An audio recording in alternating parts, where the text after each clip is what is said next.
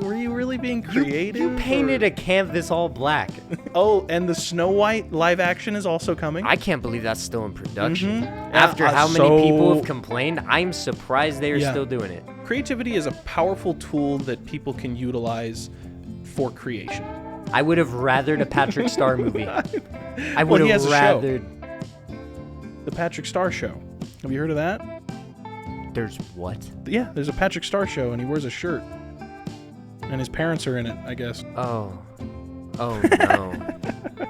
It's bad, and this is just... I'm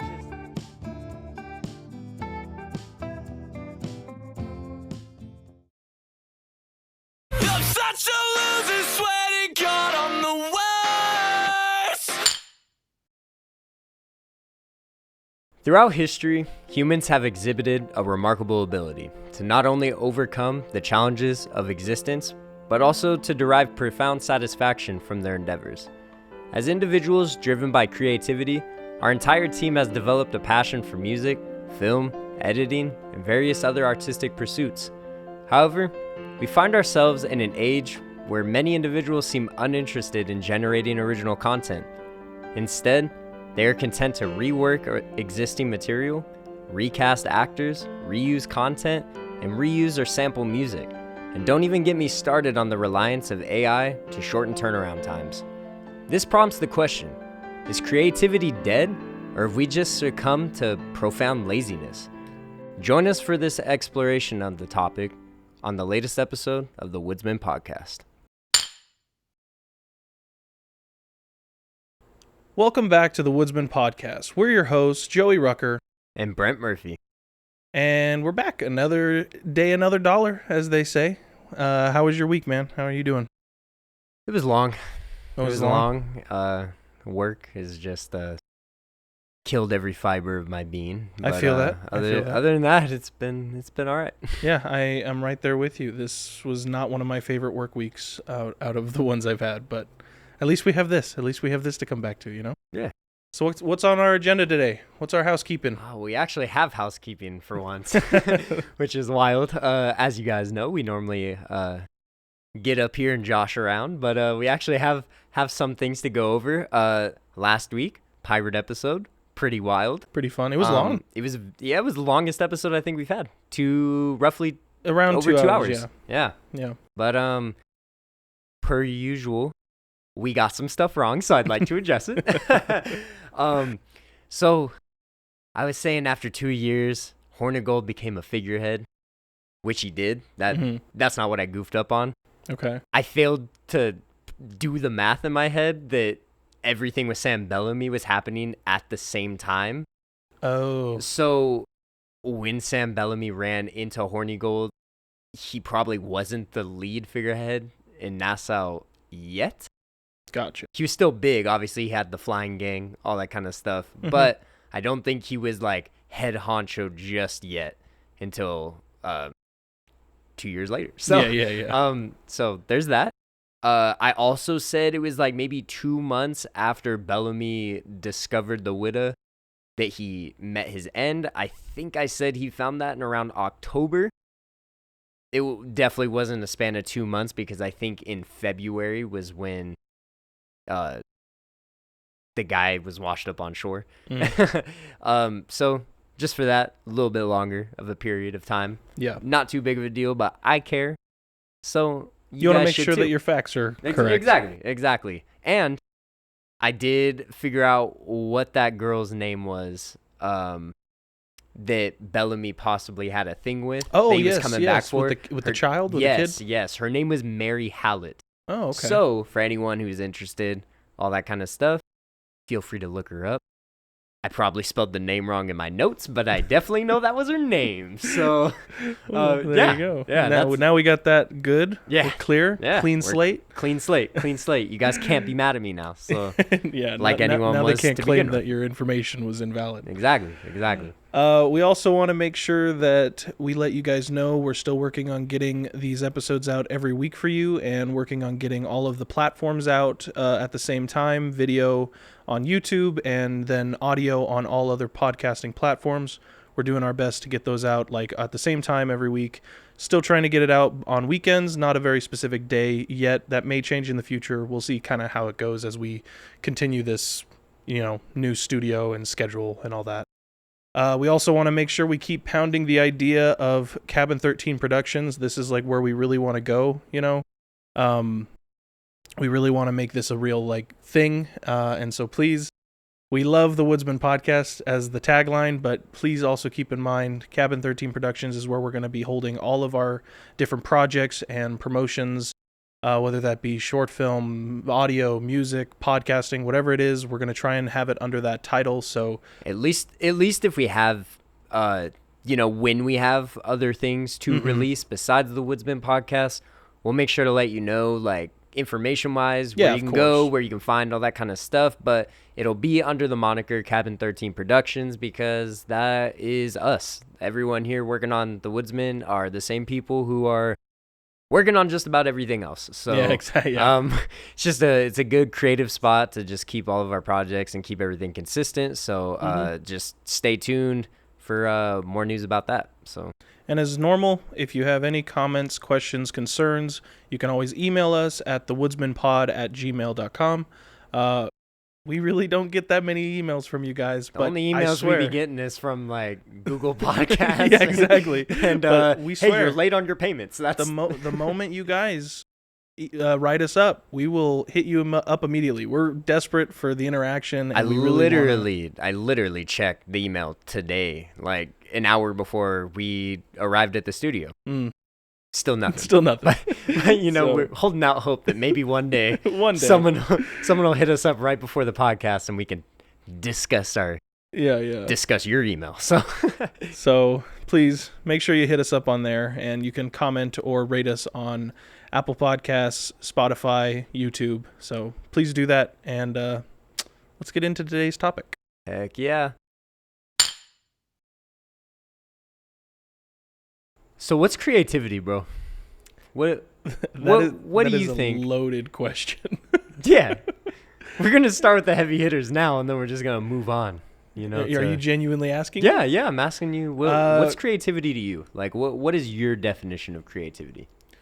Creativity is, I think, something that is natural to all of us. I personally think it's something that every person on the world can utilize and can utilize is probably the best word. It's something where we can basically take anything and make it into something better than it is.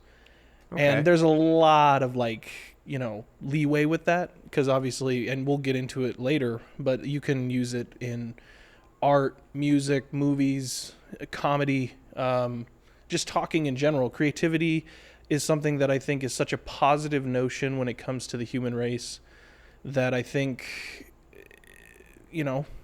I've always said personally that one of my favorite things about being alive is like media and creativity and stuff like that. And I really like being able to see what people can create. I've always had a liking for this kind of thing. I've always made YouTube videos growing up, and I've always, I've been into writing books and stuff. And so the idea of letting your mind flow with all these thoughts and ideas and stuff like that, I think it's such a creativity is a powerful tool that people can utilize for creation. That's kind of what my definition would be. That makes sense. And it's funny, that ending part that you said, where creativity is essentially creation. You're creating, I would say, something out of nothing. Mm-hmm. If you agree with that, it is taking something where there's an idea present, and then there's like executing that idea. And like, I feel like that idea can come out in like a wide variety of ways, like you said, whether it's music, whether it's movies, whether it's film, anything like that. I think anyone can have the same creative idea and find a completely different interpretation of that idea. Mm-hmm. So at the start of this podcast, I figured, since it's going to mostly be a discussion on like, if we think creativity is dead, if we've become lazy, mm-hmm. I figured we might as well take it back to like where it all started and try and figure out like, what did people like hundreds of years ago before us, like, what did they define as creativity? So I took a look on Wikipedia, one of my favorite sources. Most trusted website. I mean, here's the thing, bro. A lot of people talk down on Wikipedia, but it is like one of the biggest places for sources of information. You have to cite your sources on Wikipedia at the very end. So the works cited, pretty extensive. So if you kind of find a Wikipedia page that doesn't have good works cited, it's probably not good information. But this one, a lot of cited sources. So I'm going to trust it a little bit, you know? We got to get our info from somewhere. Yeah. And I'm not going to do the research on it. So It's not pirates this time. it's not pirates, so I don't care. But when you take a look at, I guess, the ancient Greek definition, the concept of art kind of stems from the root word of things like technique and technology, known as techne or techne, or, you know, Sure. all that kind of stuff. And it was basically a fundamental principle of art, like any type of art, but notably leaving out poetry for like whatever reason. Really? And I don't really understand why. Like it wasn't considered to be or is it creative or artistic? Artistic. Creative. Like Oh, okay. I So guess creativeness was not really. it didn't fall under that category. Really? Because I guess I guess the word creativity kind of stems from technique and stuff like that too. So Yeah. again, I don't really know like all where that stems from, but I just found it odd that like poetry was like the exception when I feel like that's a very creative thing. Yeah, you know, clearly like nowadays that's changed. yeah, and you will see like the definition for your creativity has vastly changed over the years, and it's interesting. Yeah. So when you dive in, the ancient Greeks really had no term for like to create or creator in general. So I guess that kind of does answer my question that I just had right now, is like it really did stem from the word like techniv with technique and all that kind of stuff. So creativity wasn't even a thing, which I find interesting. They use the word poigney, which derives from, you know, to make for poetry, and poetess. I'm trying really hard, guys. This is crazy. You're good. Which refers to poet or maker. So I guess it was just a completely separate entity from being creative. Interesting. Technique being involved. Yeah, that's so I strange. think like maybe they didn't regard poetry in a high like respect. Yeah. If that makes sense. I don't know, but I do find it very interesting that it's just a completely different word in general. Yeah. When personally I think poetry is one of the most Oh my gosh, creative yeah. outlets you can have. In Rome, the Greek concept was partially challenged, and visual artists were considered to share imagination and inspiration with poets. So that actually puts, you know, artists in the category of a whole separate word for a creative process as well. It is in that definition.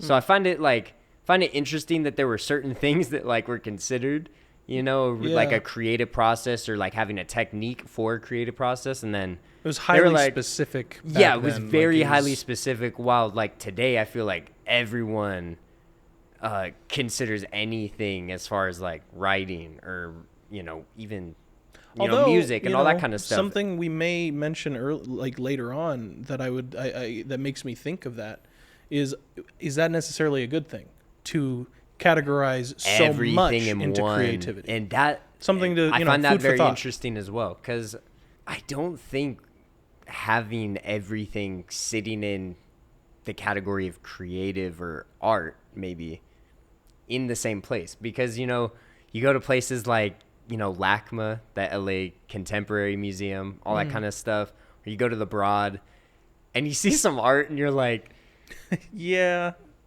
come on, bro, like Were you really being creative? you painted a canvas all black. Yeah, it's And that I completely understand where But the you're coming argument from with these that. days is that it's all subjective. Exactly. you know? Everything's subjective, dude. Art's subjective, music, all that's a whole other conversation that Yeah. I'm not willing to get into. But so fast forward, you go to medieval Christianity, and the term credo, Okay. or yeah. I'm sorry, guys. I'm struggling No. with some of these words. Came to signify God's act of, I'm not going to say it in the actual language, but creation from nothing. So I guess before there wasn't really a term for that. There wasn't a like something coming out of nothing type of thing, because I guess, well, I mean, even look at scientific theories and stuff now, like, energy can't be created nor destroyed, stuff like that. So there wasn't really any terms for people to use when it came to like a concept of just one day there was nothing and then there was everything. Yeah. So under that medieval Christianity like period of time, the word creo became prominent, and then that's kind of where we start to get the word creation and creativity. All of that kind of stems from around that area of time. So very interesting. So you fast forward a little bit more during the Renaissance, people wanted to express a lot more creativity. This is like the era of all these Renaissance paintings, all of these crazy architecture. You get all of this, like it was more prominent to have, like bards, like people who played music, people who were almost like documenting history through their creative process. And this is where creativity kind of becomes more essential and maybe more talked about, maybe more like widely accepted. When you come from a hunting and gathering type of mindset, anything outside of that is really kind of like weird, to you. But, throughout the years, I guess like people, they didn't have to work as hard to survive. And that creative process really started flowing. And that's like the birth of the Renaissance period and all that kind of stuff, So I would go into a lot more about that. Sure. But there's just so much information. I'm probably not doing any of it justice. But that's sort of what started the idea of creativity and creation in its relation to it. And I think it's funny, like, especially with you bringing up, like, should everything be considered creative? Just in that short amount of time, like, my opinion has shifted too, because it's like, why would you have things so notably separate from each other? But really kind of makes sense. Like, that creative process is different in certain things. And I think maybe not everything has to fall into the same exact grouping. Like, just because something, is creative doesn't, or just because an artistic thing is beautiful doesn't mean that it in of itself is creative. Yeah. Maybe the painter's like journey and idea forming for the painting you could count as creative, but it doesn't necessarily mean the painting is creative. Exactly. And there's a lot to unpack there, And I like that too, because that kind of gives more meaning to the root word creo. It gives more meaning, like something coming out of nothing. I think where we're at right now, and this is where we're going to start diving into, is creativity itself dead? Yeah. I mean, that falls perfectly into place with that, because we're no longer really creating anything because we're so focused on, we need to just put this out but better. We need to reuse this in order to create, quote unquote, something new as far as music or as far as movies, all that kind of stuff that we're seeing now today. I think it has really maybe limited the word, and not in a good way. Yeah, no, it's absolutely, I think, changed. We mentioned just a second ago that the idea of the definition for creativity has changed over the years, and I honestly think that this new age definition of creativity, just more primarily in our time, means produce. Yeah. Not create. It's produce. Exactly. And that's kind of where I would stand on it. But 100%. But I mean, enough about the history, because I'm trying to dive into some discussion about some of this, because, ooh, baby, I got a lot to say about where we're at right now. Let's get into some examples. Yeah. Let's get into some of that. But first, a word from our Bear Facts.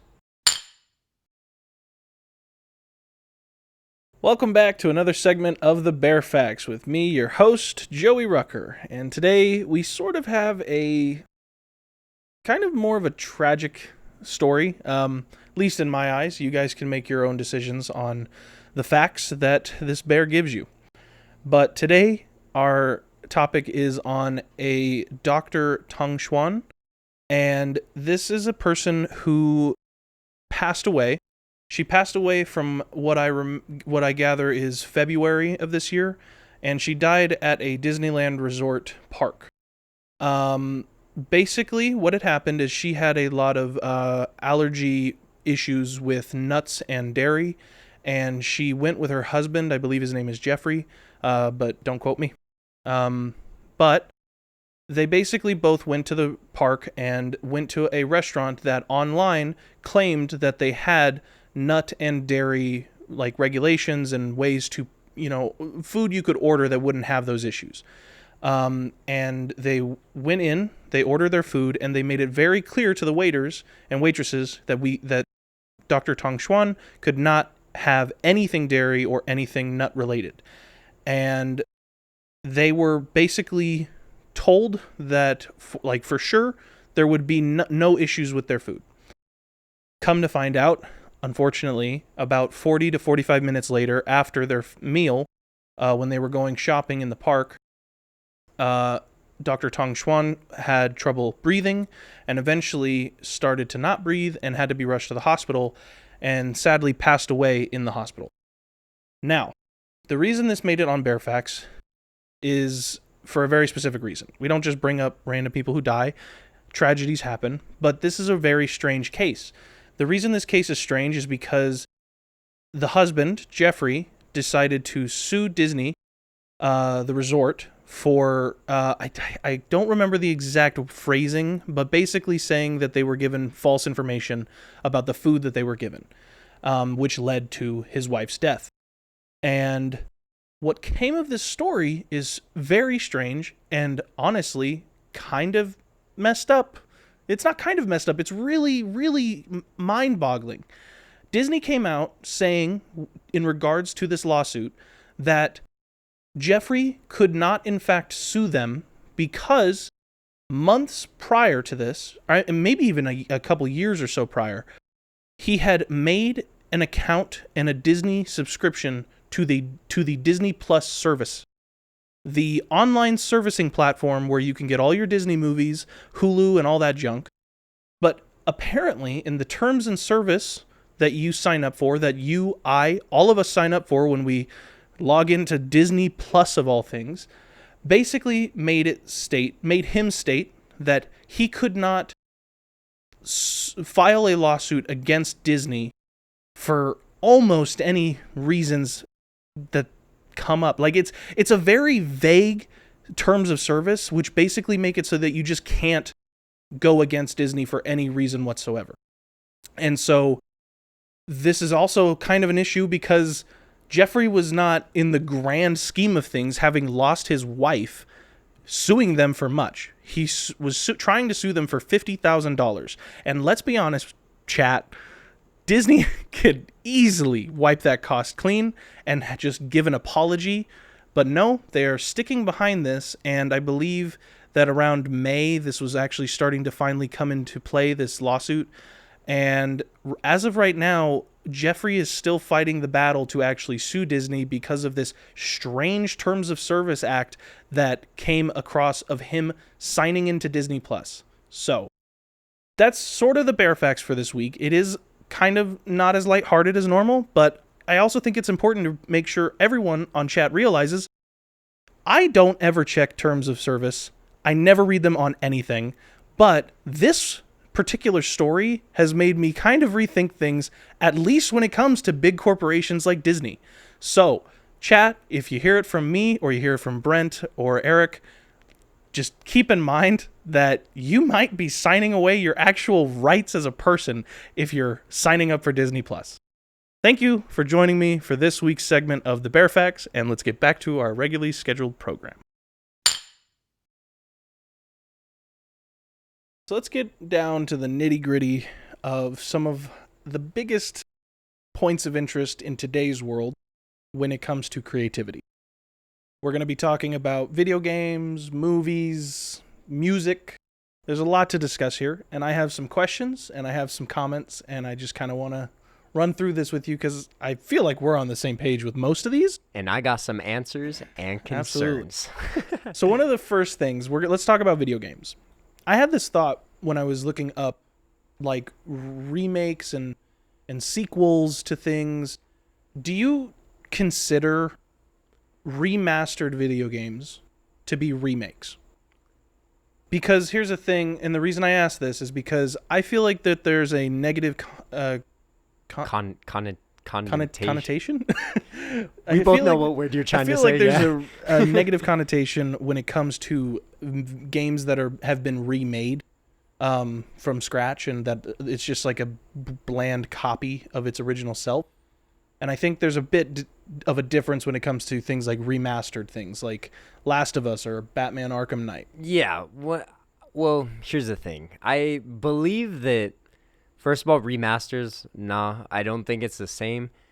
Is it a little bit cash grabby because they know people are going to pay for like a re-optimized version of a PS3 game for PS5? 100%.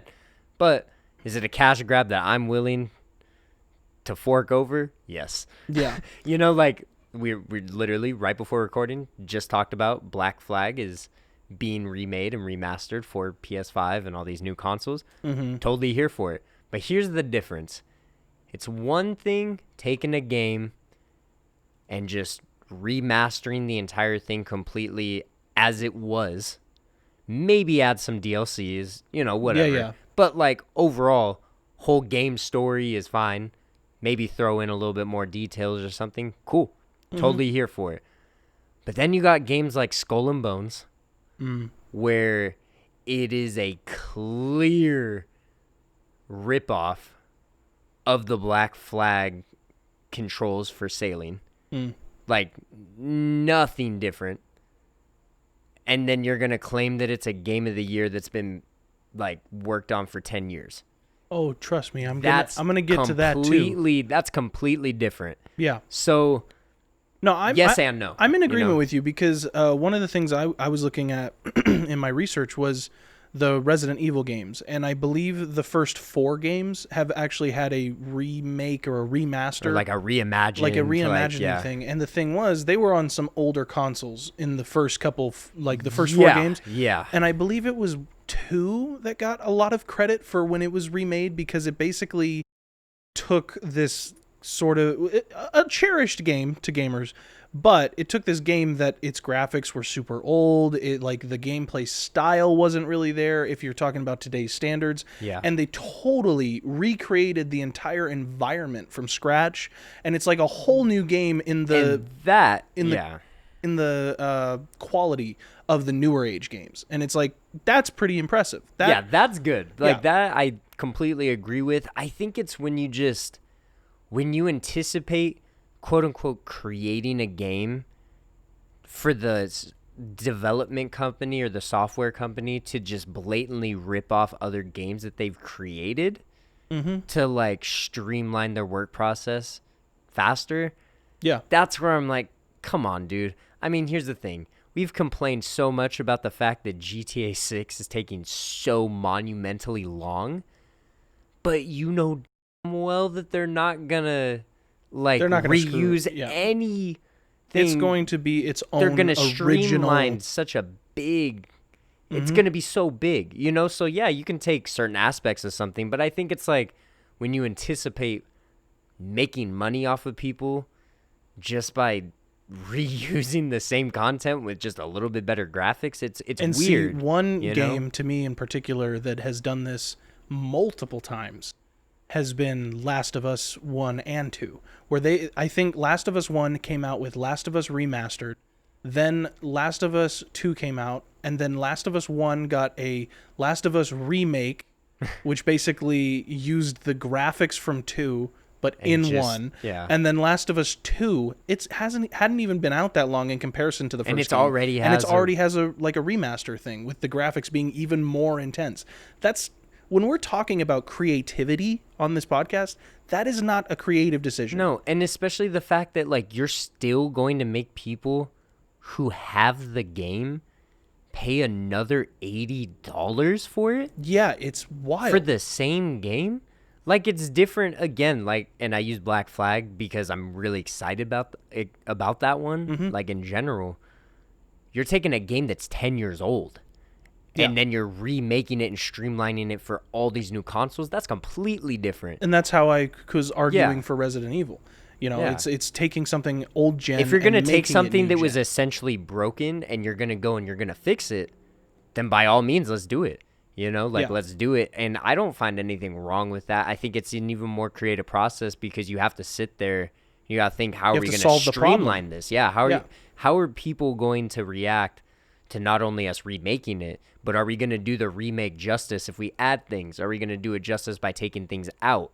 Are we going to do it justice by, is it deemed worthy enough to pay another $80 for the same game that people might have? Yeah.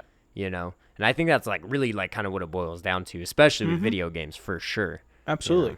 And I think one of the other things I was kind of thinking about when I was going into the video game realm was, I think another problem when it comes to creativity in the game space is, I think a problem games have is that, like, sequels to games, there are certain game, what would you call it? I can't think of the word, but basically like a game where it has a new game every year, but it's part of this franchise. Okay. A game yeah, franchise. So, like, for instance, the thing I think is problematic is that you get a franchise, they do very well, very creative, captivates an audience for multiple games, but then their whole franchise is just that. It's a franchise. So they have nowhere else they can really jump. And one of the examples I had for this is Assassin's Creed. That's the first one I thought of when you said that. Because Black Flag is like, good, and yeah. I totally feel you on that. But overall, Assassin's Creed has the same Basic mechanics, yeah. mechanics. And so even though you're in a new environment in the next game, or you're playing a new character, or there's technically a new story, at the end of the day, you're doing a lot of the same actions and missions and like side quests as you would in the first couple games you played. Just formatted different And to it's, like... it's not that those Yeah. games are bad. It's just that you lose the magic. You lose the creativity as you have to keep pumping out game after game after game. Well, and especially when you do things like, unfortunately, Assassin's Creed has done, and they change things that were vitally fun about the game. You know, you have things where it's like, the more you progress through the story, the more stuff you get, the more stuff you like learn, all this kind of stuff. Mm-hmm. Now there's a skill tree. Yeah. Like, now you're telling me I gotta play through a whole bunch of side things just to get normal things I had in the game by like level 2. Mm-hmm. You know, and it's stuff like that where it's like you guys are fixing a problem that was not a problem to begin with. Yeah. And then somehow I'm still not enjoying the game. You know, so I completely agree with that one for sure. And one last thing to go on the video game side, and we'll move on to some like movies and TV shows and stuff. But again, with the whole creative side of this argument, another thing I think is a problem, and you mentioned it a little bit a second ago, I think the other pitfall that games fall into is that instead of being creative and working to create a new game and a new idea and something fresh, some other game will find something that works super well. Yeah. And then other games will latch onto it like a leech, dude. And so, like, one of the biggest examples of this, Fortnite. Fortnite, Battle Royales. Yeah. Battle Royales. You have PUBG, you have Fortnite. I mean, PUBG Minecraft. was the one to do it, Like, bruh. all of these games are the same overall concept. I mean, Call of Duty has gone into this kind of thing where you drop in a zone, you fight until the last man standing. And it's like, yes, some of the games are fun to play, and some of them have interesting mechanics, from the rest. But it's like, I can't keep playing the same game after game after game Just if it's with all the same thing. Yeah, just with different animation. Because essentially that's what it is. Yeah. And it's not to say that there's not hard work that goes in, because we talked about how creativity is creation in a way. Yes, you are creating something. But this is the argument we had about the art in the museum kind of thing. Is all art born from creativity, or is art just it's an artistic thing? Yeah. It's I don't think necessarily that any game that just follows the same format as another shows a sign of creativity in the devs' minds, if that makes sense. And that's not to be rude. It's just it's kind of where I'm at. That makes sense. I mean, it's the same thing with all the Five Nights at Freddy's stuff. Think about that Five Nights franchise. At Freddy's is bad for this. And then think about all the other games that follow literally almost map. It's the exact same map format. setup. Check a camera. Yeah. Shut the door. Turn the light on. It's the same thing. And it's learn the formula, and that's how you win. It's really just. It's boring. Let's be honest. It really shows signs of boredom, and if we're talking about creativity again, I know count how many times we can say creativity on this podcast, but we should put a countdown timer on it or something. But I just think it's kind of pathetic. It's a bummer, because I really honestly want new, fresh ideas, and I really, really would like to see something that captivates my eye again, like when I was a kid. That's a side question I could ask you if you want. Do you think that creativity is dying, or do you think that it's just us getting older and getting used to it?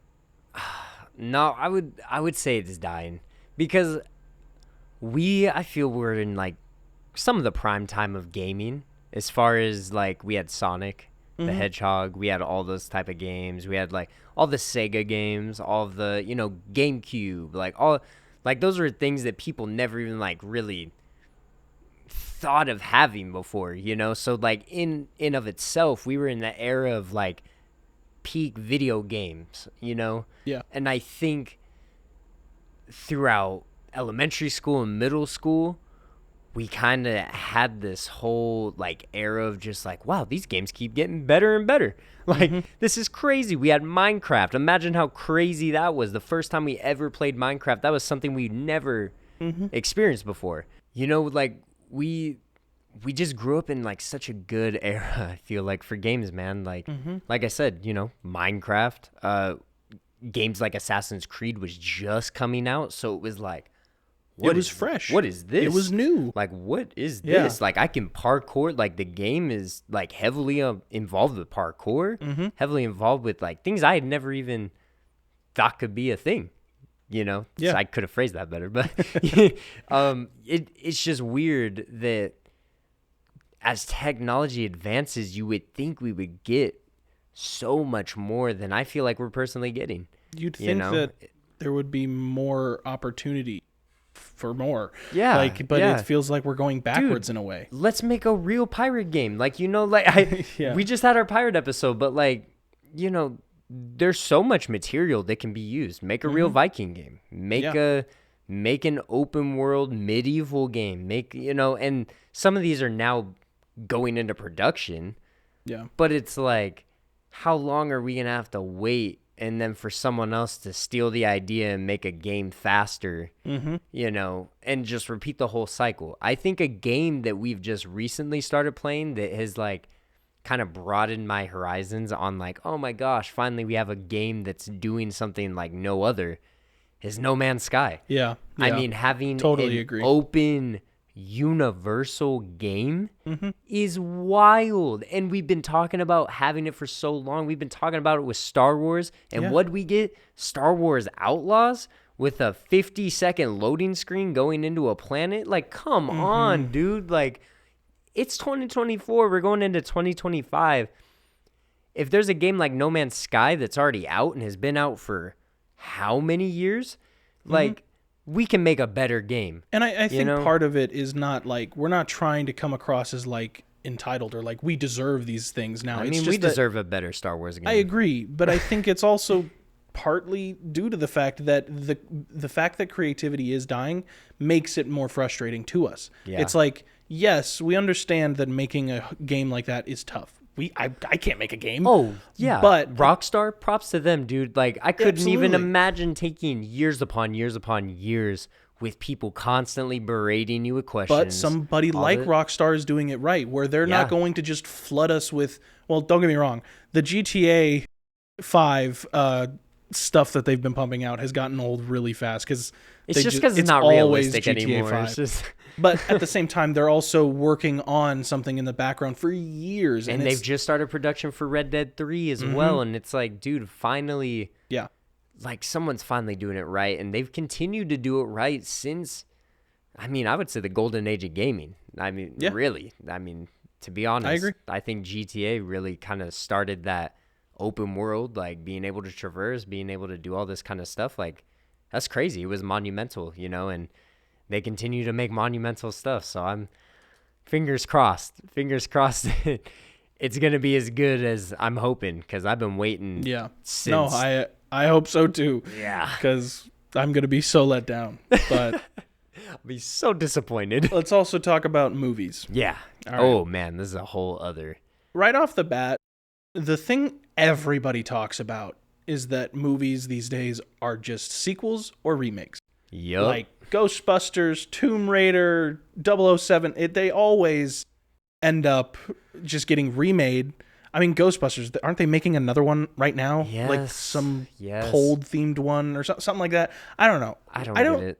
I don't need it. And like they No one it's- asked for it. no. That's the thing. No one. It'd be different That if is- people were asking for continuations of things. No one's asking for it. No. I want a second season of Moon Knight. Yeah. That's what I want. I don't care about Robert Downey Jr. getting recasted as Doom. Thank I don't, you. Like, I don't, dude. I want some original content right at the beginning of, and we're going straight into Marvel. It's near and dear to my heart, and that's why it makes me so angry. No, go for It's it. like, how are we gonna get introduced to new characters, and then, let's not mention them ever again. Let's just make it's been something else happening with a this other lot. person. Why? No one asked for that. No one asked for Robert Downey Jr. to play Doom. I'm sorry for anyone who wants to go off of, oh, well, it's in the comics. It's like, I don't care. I want a real Doctor Doom. Genuinely, did you see a single thread, post, comment, anything asking for it? No. I don't Not remember at all. seeing a That's why- single thing. That's why no one was ready for it when they announced it. And Like, it was supposed to be like a shock, like in a good way, but honestly, and some people took it that way, fine. But to me, and I mean, it was a shock, yeah. I mean, I was like, Robert Downey Jr.? yeah, it's Like, like that was my shock. Like, everything these days are just cash grabs and cash grabs and cash grabs. And it's so funny that it just happens to be Disney. Oh, don't get me started on Disney, dude. Yep. Have you seen Live action Lilo and Stitch now, too. How much you want to bet they're not going to go Dog. off the regular storyline? They're going to go with some crazy woke theory that has live nothing to action do with the Lilo actual... and Stitch? Not even scratching the surface. Have you seen all the movies that got announced at D23? I've seen some of them Dude. that I'm disappointed with. Let's talk about remakes and sequels, Doc.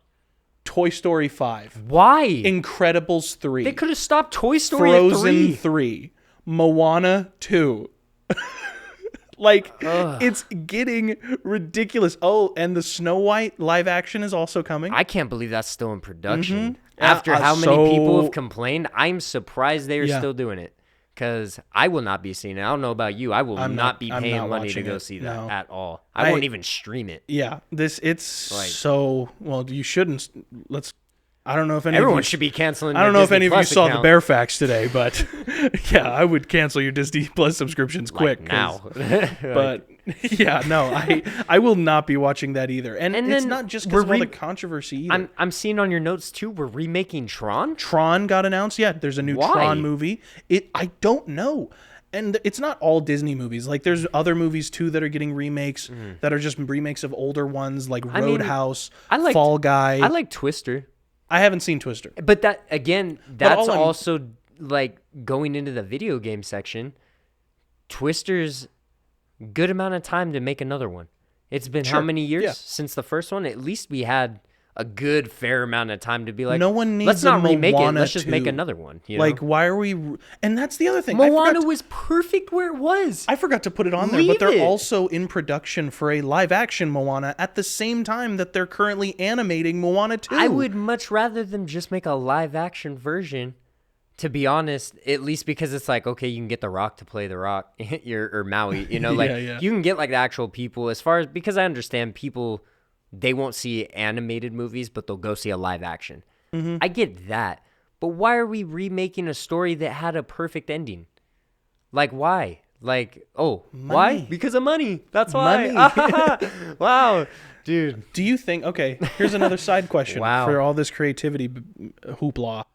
Do you think the main outlier for the decline in creativity is money? Yeah, 100%. Because it's the same thing going with AI. It's the same thing.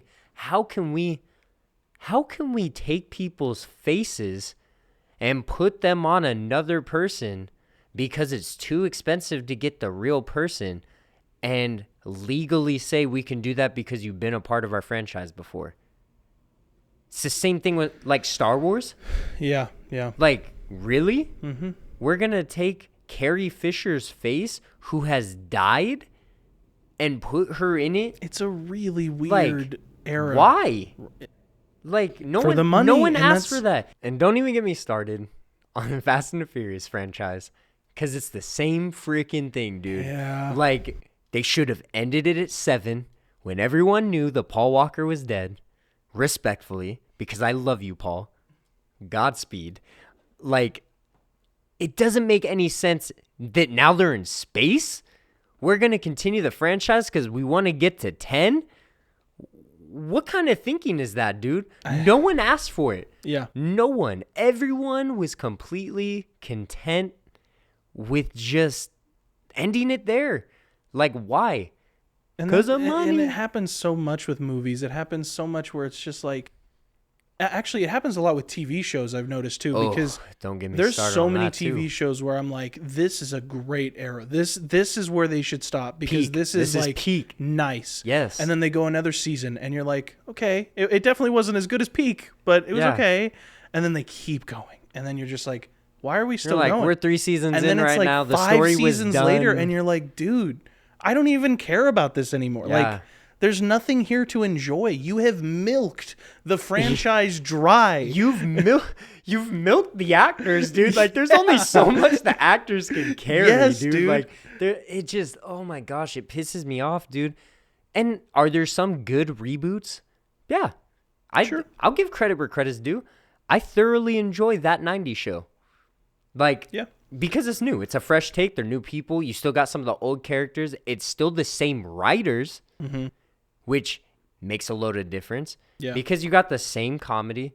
You got the same type of storylines and all that. And I feel like it's a little different with sitcoms. Some sitcoms can last forever. It also depends on the But some sitcom style. Like I liked the remake of Roseanne. I liked when it was Roseanne. And see, I never really watched Roseanne in general. So, like, Roseanne was just like me- that kind of same family dynamic style, but new like topic every but it was also every episode. Roseanne's show, so she would like make her own agenda prevalent in the show. Well, yeah. But it wasn't.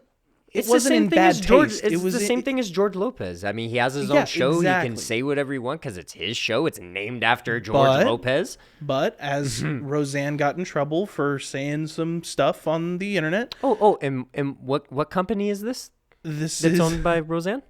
I know it's or on. that is it owns Disney? Roseanne now? Is it Disney now? I know it's ABC. Yeah. Is that Disney? Mm-hmm. Well, it checks out then, because yeah, she says some naughty things or whatever on the internet. Not to say Not to say you should, but at but the same time, she like, loses her role on the show, and then they continue the show and do exactly what you shouldn't do: is just keep milking these characters, change the the writing, characters obviously don't want it. change what made the show special, and that's what happens to a lot of these shows. Same I thing mean, with 2.5 Men. It was the same thing. How are you going to replace Charlie Sheen on a show where they literally call him Charlie Harper? Yeah. The show was made for him, and we're going to bring in Ashton Kutcher?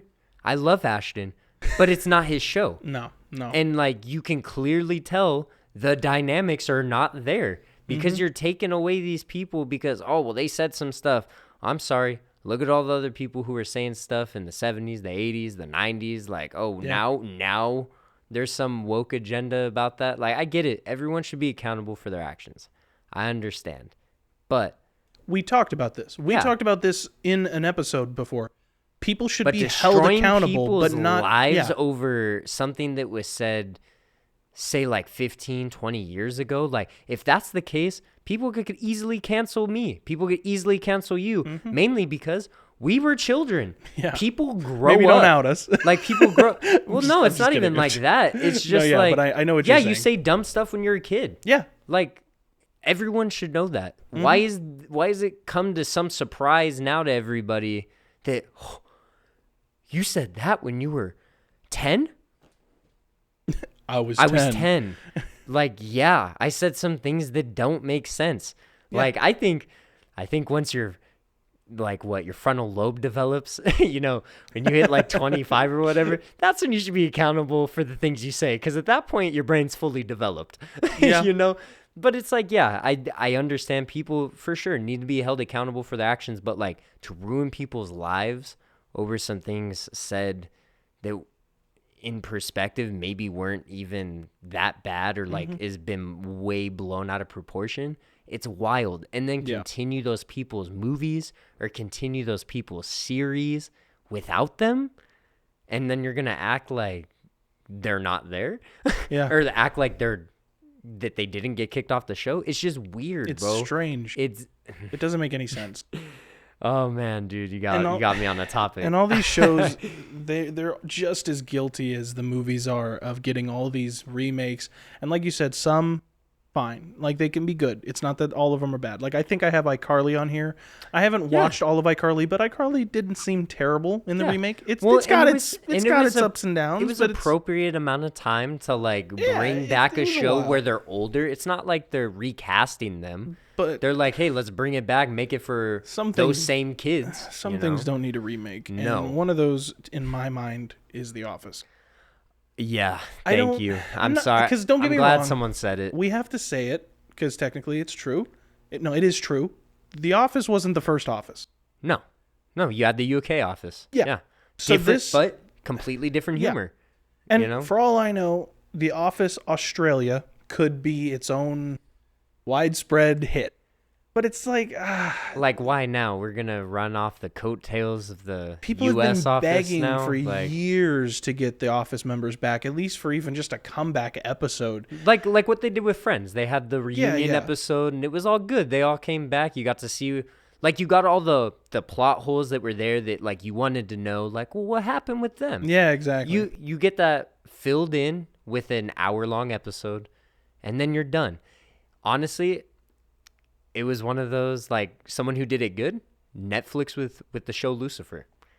They did a good job of, like, okay, it's going to be a little different, but we got the entire cast back. Yeah. We got the writers back. Like, sure, is it a little different? Yeah, because the episode structure is different. You got, 45-minute episodes versus a 22-minute episode. Yeah.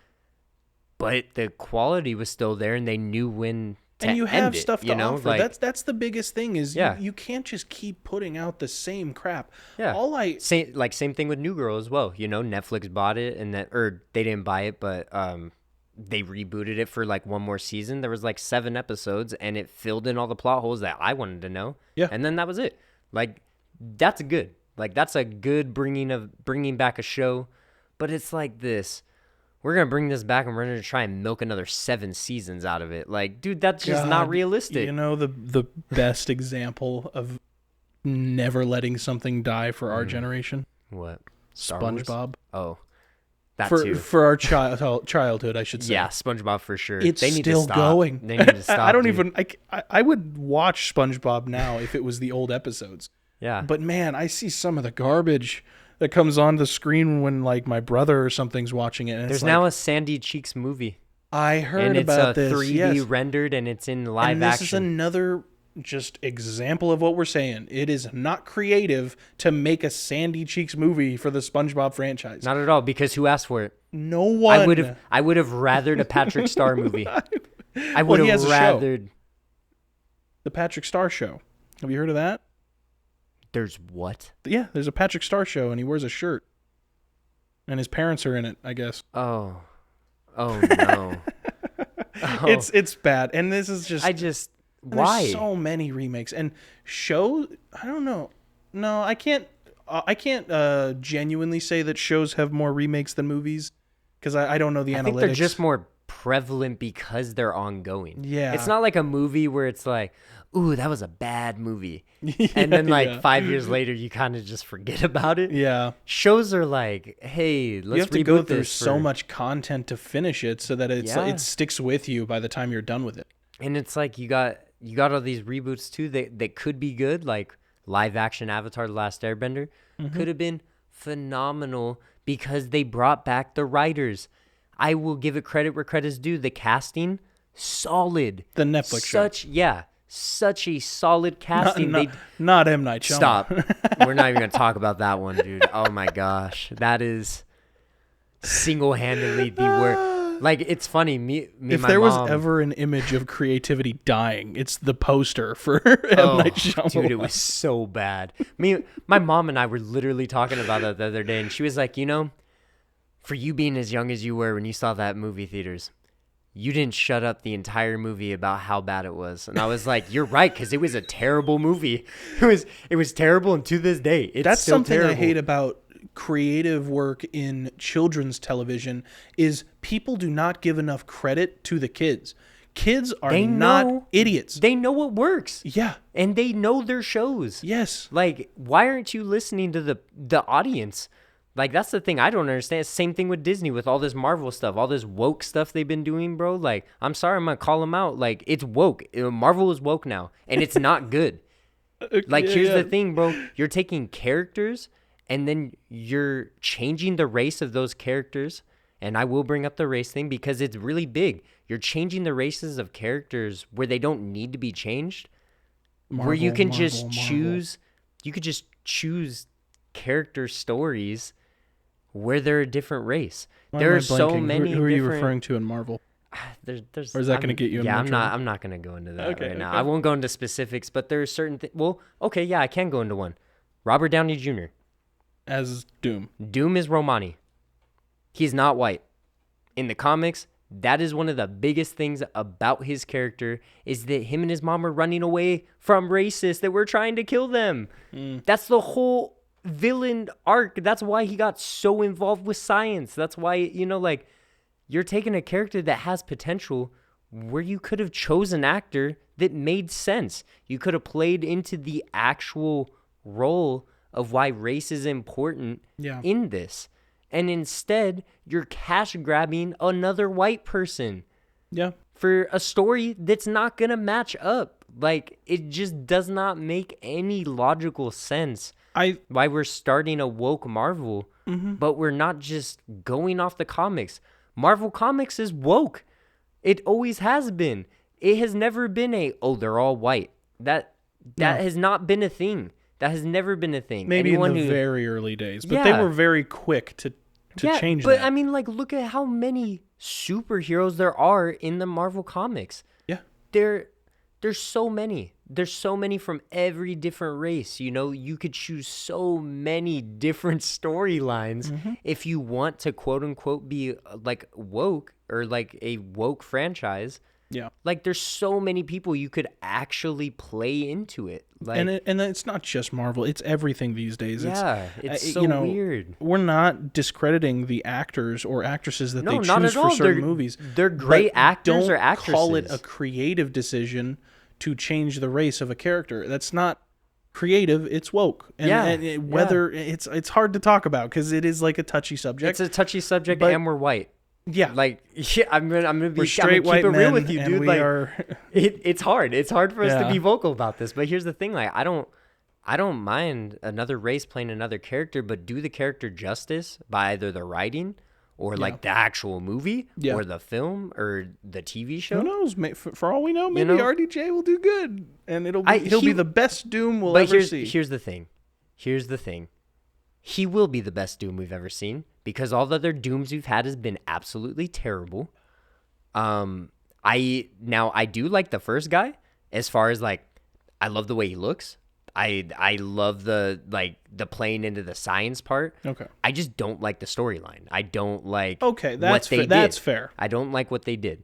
They Because could have done so much I'm better. an advocate for, or I'm one of the small people who RDJ say is going to that- kill it because he's a phenomenal actor. He will most likely put his input in on what he's going to do. Yeah. And that's fine. But like there was so much potential for so much more. Was that his name? Yeah. Yeah. Yeah. I wish. That was my dream casting. It was That my he dream would have been casting, perfect, dude. dude. He He would have been so good. It just bothers me, bro. And it bothers me that you can't speak out about it without being labeled like a racist or like being labeled as a sexist and stuff. Cause that's not like what I'm saying. Like it's all about like make quality content that actually makes sense. Yeah. Like cater to the comic book nerds that know what they're talking about. Mm-hmm. Why are we catering to people who don't care about comic books? Yeah. None of these people we've been catering to care. You could talk to almost all of them and they'll be like, I've not read a single comic about that person. So why are you catering to them? Mm-hmm. Cater to your audience, bro, because those are the people who are going to be pouring their money into it. Yeah. Phenomenal casting. Again, Moon Knight. Oscar Isaac. Oh, couldn't have asked for a better person. Could not have asked for a better person to play someone like Moon Knight. Freaking, oh man, I forget Character? Sam, Oh. Captain America. I don't know what, Anthony Mackie. Yeah, Anthony Mackie. Phenomenal. He's a phenomenal choice. But then again, they did his character justice. That is supposed to be the next Captain America. I know a lot of people don't understand it because they haven't read a comic. Yeah.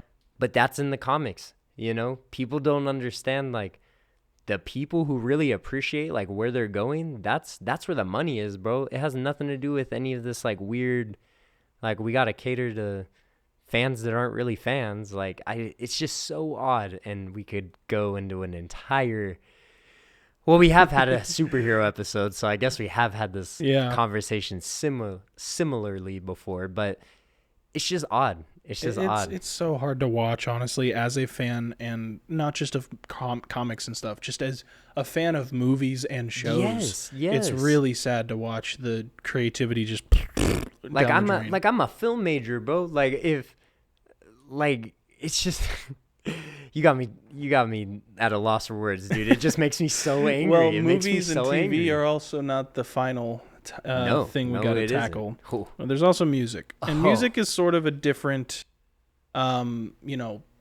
spiral to talk about because it's not. There are instances of just songs being remade. It happens a lot, but for the most part, songs that get remade try to give its own personal touch. Yeah. Well, I think make it special. Music will always be different, and I can attest to this because like I actually took like music classes as far as like music history and everything. The history of specifically America and American music is jazz. And I know a lot of people will be like, what? Like that's crazy. Dude, America's contribution to music has been jazz music.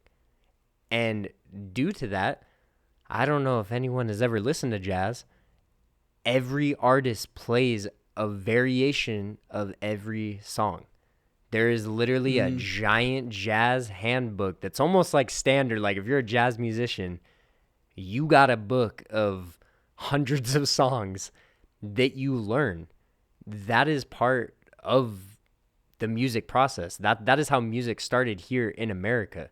Yeah. You know, it was people writing music and selling their music to stores that would then sell that sheet music to other people to learn. Like that is how music really started, at least out here, you know? So the weird copyright laws and everything that we have on music is a very foreign concept because people were actively just sharing music all the time. So music is a little different as far as creativity, but I will say none of those people were playing the same renditions as another person. That was the whole point. Like the whole point was like, oh, I really like that guy on guitar playing that song. Let me see if I can get him to play in my band. That's how that worked, you know? Like that's how music worked. Now, We're in an area where it's like you copy a 2-bar, melody and you're getting sued for everything you own. Yeah. That was not the case. That was not how music worked. It was about expressing individuality in your playing through using the same means, And I think that's part of why music is such a hard subject when it comes to creativity, because I think anyone can creatively think of something else and add to it, But we're also in a time where, people like Bella Porsche, I know one of her songs, it is actively the same exact melody of a famous, there's countless examples of this problem, and it's like you said, it's hard to it's hard to narrow it down because there's so much that goes into that, and it depends on how you believe music should be made. If you believe that music should simply be you sitting down and writing all of your own stuff, then you're not going to get the fact that that's not what music was originally about, Well, and the thing is, if you could say the same thing about not just music, but art and stuff too, passion and creativity inspires passion and creativity. Exactly. And so it's and this is where the whole creativity argument is sort of touchy, because no, we don't want the same thing made time and time again. But at the same time, that's not to say you cannot take something old and make it new. Yeah, exactly. It's a weird, kind of middle ground. I would love to hear remade songs that were recorded terribly in the 40s. I would love to hear that song recorded in a good studio with individual mics, where it wasn't just the whole band being recorded off of 3-room mics and then just sending it, I would love that.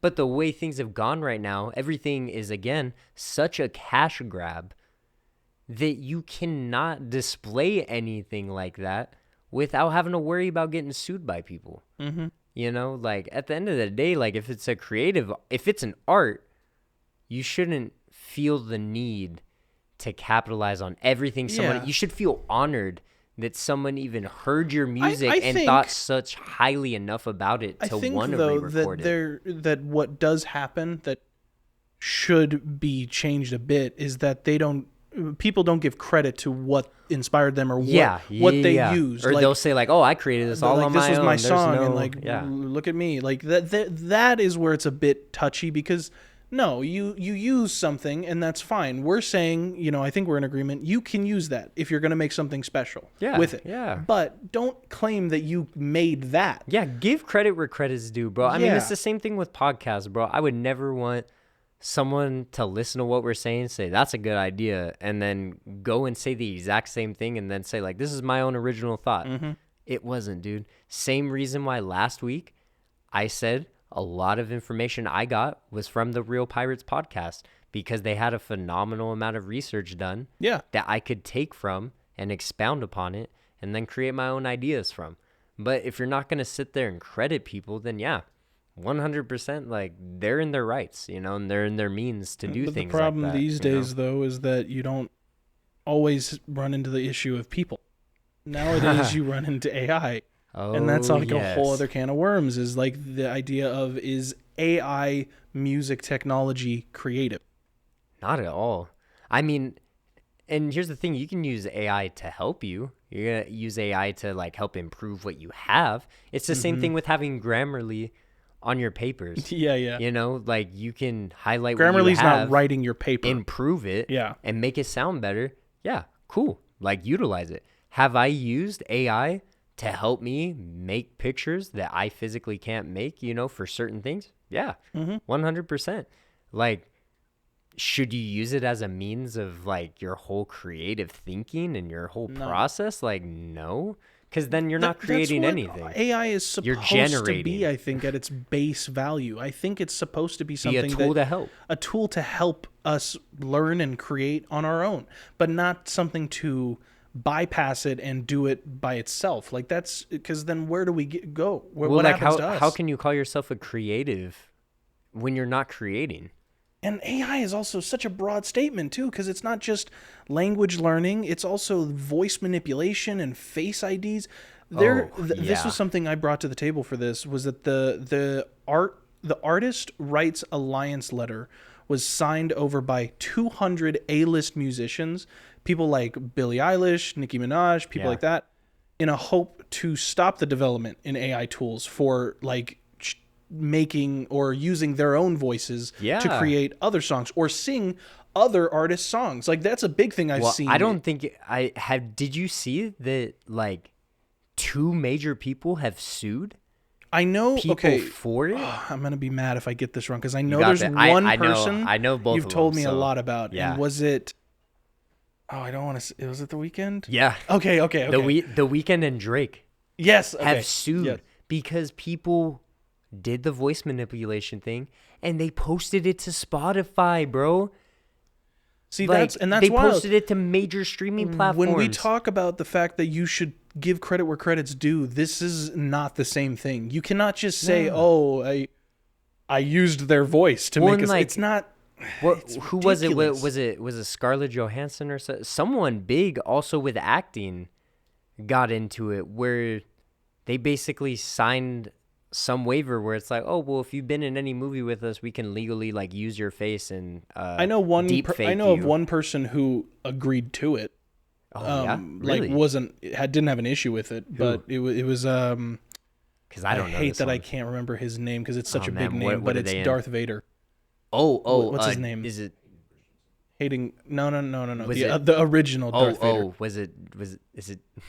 No, I wouldn't want to say it because if it's wrong, it would sound real dumb. Is it James Earl Jones? Yes. Yeah. Okay. Thank James God. Earl Jones. I saw an article once where he basically agreed that because he doesn't really know how much longer he's got left on the earth. Well, yeah, and that's that different. They can use. He signed something where they can use his like artificial intelligence voice if they ever want to use Darth Vader in like a video game or like a small role or something like that. That like you have the opportunity to do that. I think it's when companies push you to do something like that. It's like, first of all, you're not within your rights to ask me for that. Yeah. It should be something that the person like says, hey, just letting you know, if you ever want to use it, pay me this amount of money, and then for the rest of existence, you can use my voice or my face or whatever. Like, if you agree to that, then all power to you. Mm-hmm. But like, for some of these companies to like slowly weasel their way into somehow like getting you to sign a contract where like, oh, well, you signed the contract. I don't know if you saw the new season of Black Mirror, like I think last year or the year before that. Which one? There's an episode with Salma Hayek, and the entire thing. Salma Hayek? Yeah. The entire thing was based off of Netflix and deep faking Salma Hayek's face on this girl's real life drama and tragedy. I don't know if I've seen the newest episode of Black Mirror. That was Black Mirror? Yes, dude, that was the entire episode. I know what I'm binging when I get home. They literally say Netflix, like because Netflix makes Black Mirror. Mm-hmm. They use themselves as the example. Wow. And everything. And it's like, it's mind-boggling. They're not even trying to hide it. No. They're not even trying to hide the fact that they're doing this currently right now. Like, yeah. It's just it's mind-blowing, honestly. It is, dude. And we don't have the answers. That's the problem. Yeah. I don't know how to fix this. I don't know how to fix this. But, I also think it is safe to say that is creativity dying? Yeah. Like, yeah. I hope that there's a change. I hope that there's something in the future that can help us get out of this hole we're in, that we dug ourselves in as a society, Because we're getting too big too fast. Yeah. And we have nowhere to put all of it. It's just like, oh, well, it's out in the open now. It's here now. Like, and it's here to stay. And there's nothing you can do about it. Like, what is happening? Like, I don't know, dude. I don't know. Well, but we got some more stuff to talk about, but we'll save that for the next segment. Yeah, this was good. Here? All right, so we're kind of wrapping up the podcast right now. Normally we have some pretty in-depth, like 1, 2, 3 discussion, but I think this is a pretty good wrap up for everything, right? Yeah. So I would have one question for you. Okay. Do you think part of the reason why creativity is slowly dying is because there's a lack of pride within like people's work? Do you think that people are so focused on monetary value that they have just completely avoided like good work? Like that they have just completely avoided, like taking pride in something that isn't them or isn't like coming with a money return, I think that's definitely one of the biggest outliers for sure. I think that there's definitely still people out there that do take pride in their work and their creativity. But I think that this world we live in now has become so corporate and industrial that like people can't really speak up anymore. They can't really make a name for themselves with their creativity, because now everything is led, like you said, by money and corporations and businesses and the government and The elite. the elite.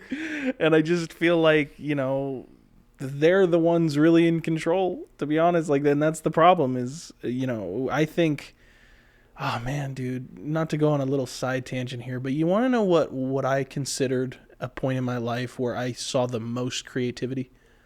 Not in my personal life, but just an era. Oh, I was going to say like what, YouTube or? Well, it is YouTube, but specifically what YouTube was in like 2010, 2015. Peak like, Smosh era. Like when people were genuinely making an account to hop on. They were making scripts for like funny things. Yeah. Like they were, like as annoying as he was, but like Fred.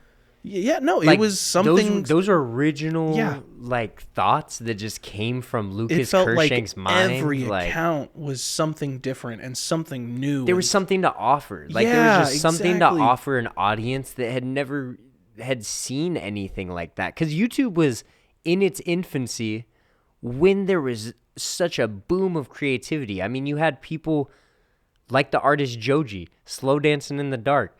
Before he was a musician, bro was Pink Man on YouTube. Yeah. Like people dude, I always forget that. People forget that right. Bro is out here just a full comedian, bro. Like full comedian, and it translates over to what he does. I mean, like look at his music videos. Mm-hmm. He has some serious music videos that just flip into just comedy, where it's just like, what is happening? Like what? But like it was stuff like that. It was creative minds like that were just thinking outside of the box. Yeah. You had people like Smosh, who started with 2 people and a cameraman, and they were just creating skits in their neighborhood of just wild, weird things, bro. Man spider. Like just stuff like that, like stuff that just people were not seeing. And it's like, what are we doing now, dude? And that's what happened. Well, you talk about how money and pride got lost. Smosh, YouTube as a whole. They weren't doing it for money. They were just doing it to have fun. I know, but I'm saying they fell into the same hole that a lot of creativity falls into these days, which is that in order to continue to grow and to continue to thrive, you have to pay people, and you have to keep a specific budget. And because of that, you lose the amount of time and hours and pride you can put into a passion project. Yeah. I mean, don't even get me started on architecture. I mean, it's the same thing, dude. Like, look at some of these to me, they're wonders of the world. Like, oh my God. Some of these crazy cathedrals and like all this stuff where you're like, what? Yeah. Like, what is that? Like, that is something we haven't even seen something like that in person. America doesn't have nothing like that. You know what was a really cool thing to see in person? Like architecture wise? Oh my gosh, I'm trying to think. It had to have been on a field trip. This is something recently for me. Oh, okay. Statue of Liberty. Oh, yes, Being that's right. Up close and went seeing to New York. I went to New York. And I got to tell you, man, when we're talking about architecture and seeing something like just awesome to look up at, it's so nice. It's refreshing, really. Yeah, like to know that there's some sort of history that's still there. Yeah. Like that there's I think of like Edinburgh Castle, like in Scotland. And it's like, oh my bros God. are living in castles still. What was that one guy's castle? What? Or mansion? Oh, Hearst Castle? Hearst Castle, Like, dude. Think about stuff like that. Like, dude, no one takes pride in anything Nothing. of that because it's all about how fast can we get this house up? Yeah. What cheap materials can we use? They're even like changing things that used to have creativity to them. Like, have you seen how many restaurants have changed their architecture to just be this like a box a dark with another mode box on the side of it Like, with another box on the front of it. It's so like sad because, like, I'm not saying every architecture project in fast food was like the best option, but like, but it had character. That's the thing. Like, character. every fast food had character because every fast food had to stand out from McDonald's. Yeah, McDonald's was the original fast food corporation. So, like, think about, like, people took pride in their work because they wanted to be different. Now everyone just wants to look the same. yeah. Everyone wants this minimalistic style where it's like, I didn't ask for that. Yeah. I didn't ask for houses that look like boxes. I don't want to live in a Minecraft Bro, house. you know what? One Like- of the worst things like, it hurts my eyes, but not like in a, ow, I can't look at it. Just genuinely, like, almost hurts my soul It's when I like, look at it. ugh. Is one of those like sections of housing where every individual house is the exact same cookie house. Like, cutter cutout. it's awful, and it just like. When what's even crazier? We talk about the simulation theory. That's those a simulation. houses. That's yeah. a simulation, dude. That is literally living in The Sims. Mm-hmm. Like, talk about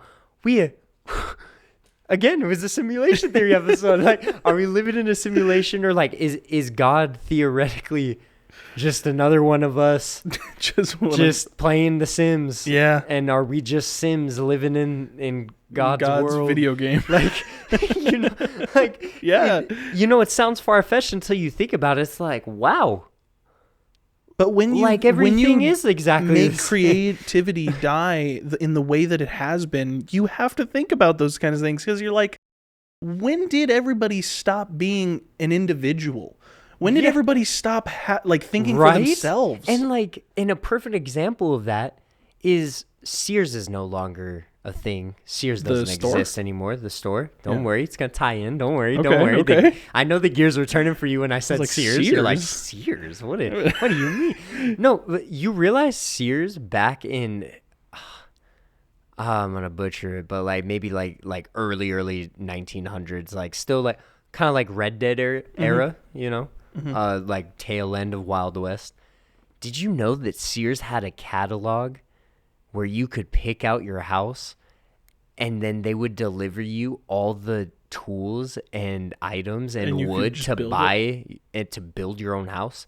And it I was did not. step-by-step instructions on how to build it. Now think about that. And think of how somehow all of those houses had their own personal touches and all looked different.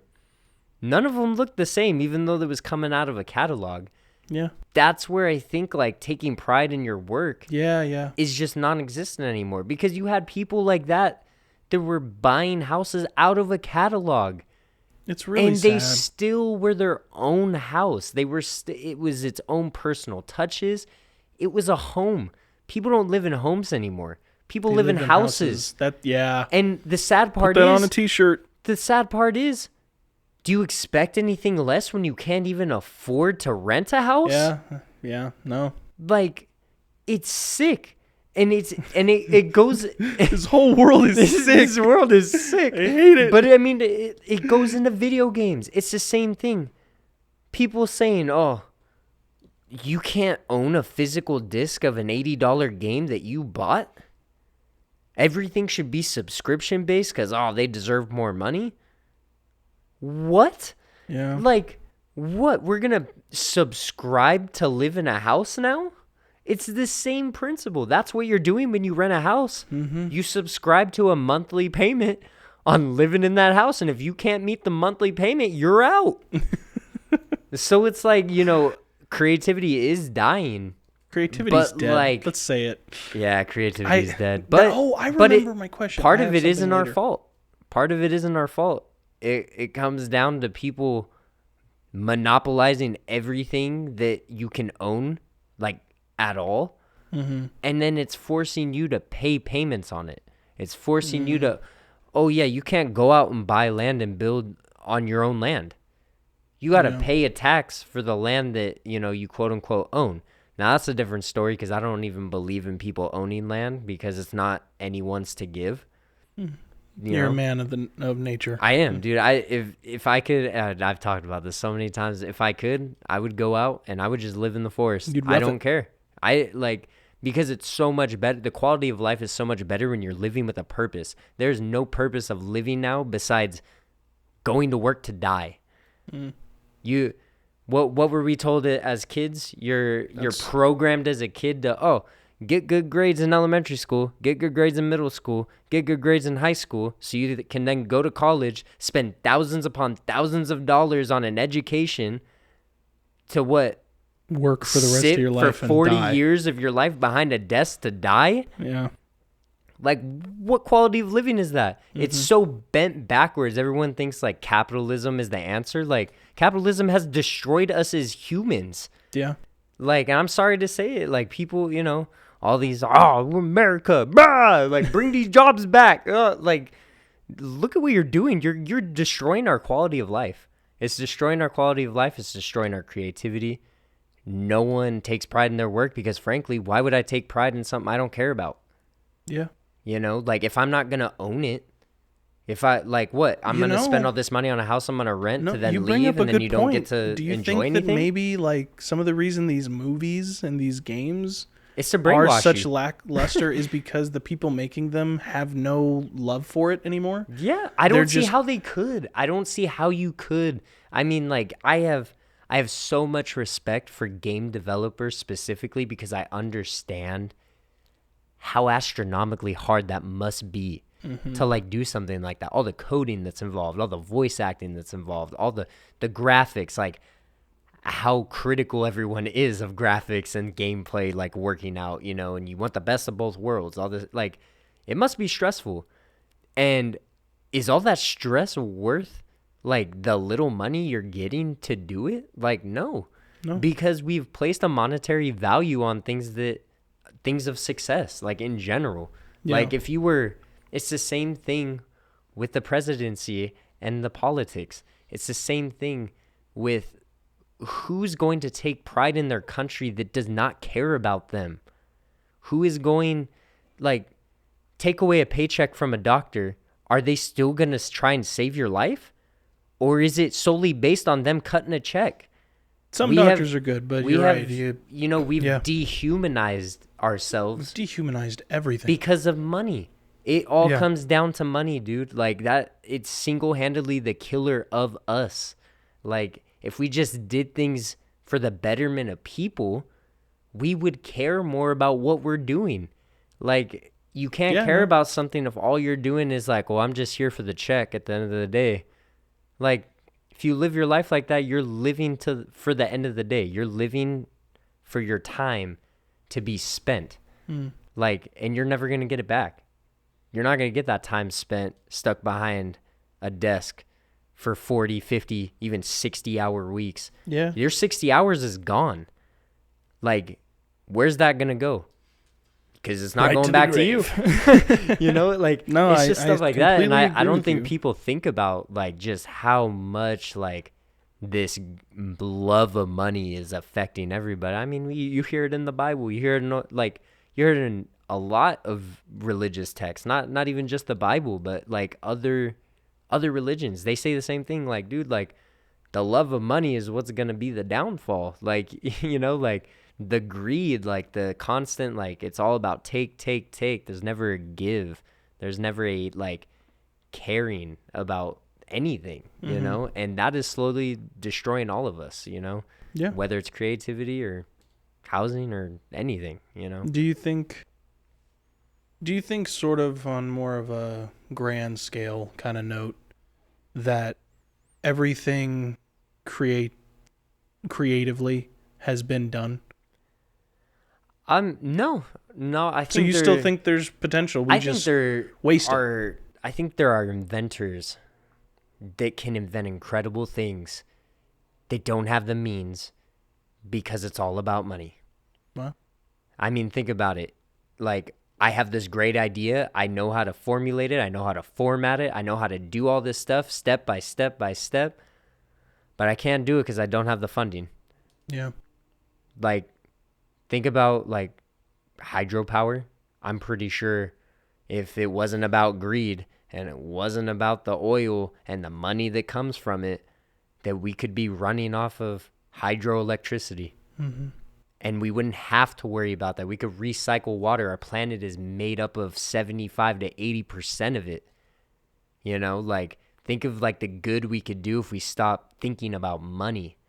You know, like there are so many things that could happen creatively if we just did it for the betterment of people and did it for the betterment of the environment, did it for the betterment of animals. Like, you know, there's so much that we could do.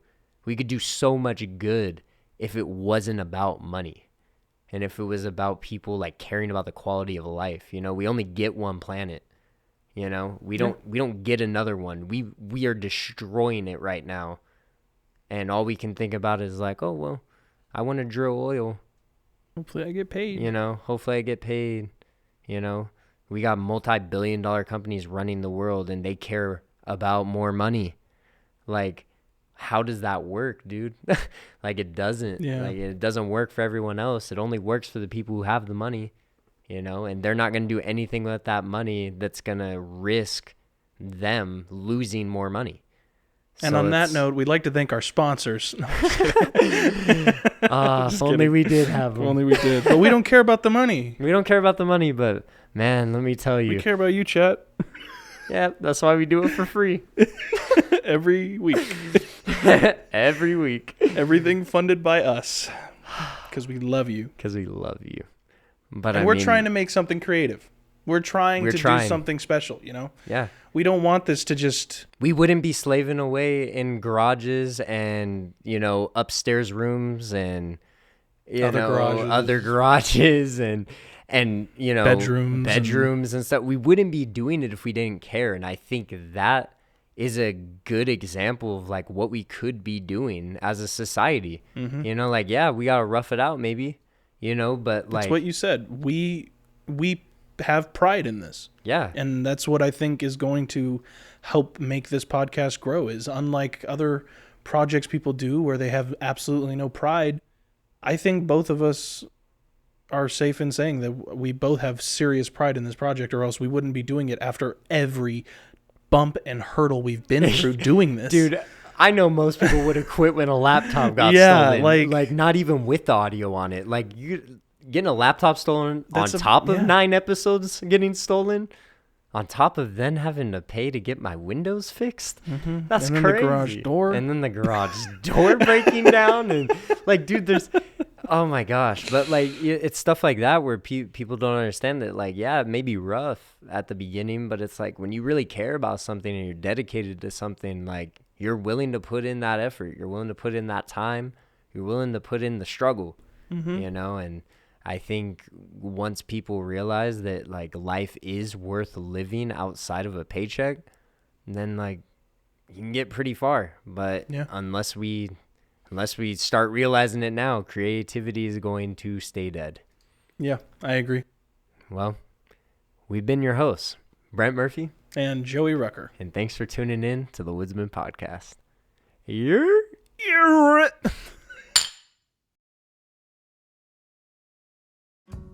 The Woodsmen Podcast is actively reading and responding to everything and anything on Instagram and our email. If you have any questions, comments, or concerns about the show, or would like to possibly be on the show, you can email us at thewoodsmanpod@gmail.com. Make sure to keep up with all things Woodsman related on Instagram as well, at WoodsmanPod. Don't forget to rate, like, and subscribe to the Woodsmen Podcast wherever you get your podcasts, with video exclusively on YouTube and Patreon. Make sure to follow our personal accounts at Strange Kids and Piemaster J on all platforms. The Woodsmen Podcast is co-produced by Brent Murphy and Joey Rucker. Our technical producer and engineer is Eric Bessero at Elite Sound Studios, with additional engineering by Brent Murphy. Video editing by Joey Rucker, and blood, sweat, and tears by all of us. Any additional content by the Woodsmen Podcast may not be used without our permission. Copyright Cabin 13 Productions. And remember, we're not mad, we're just disappointed.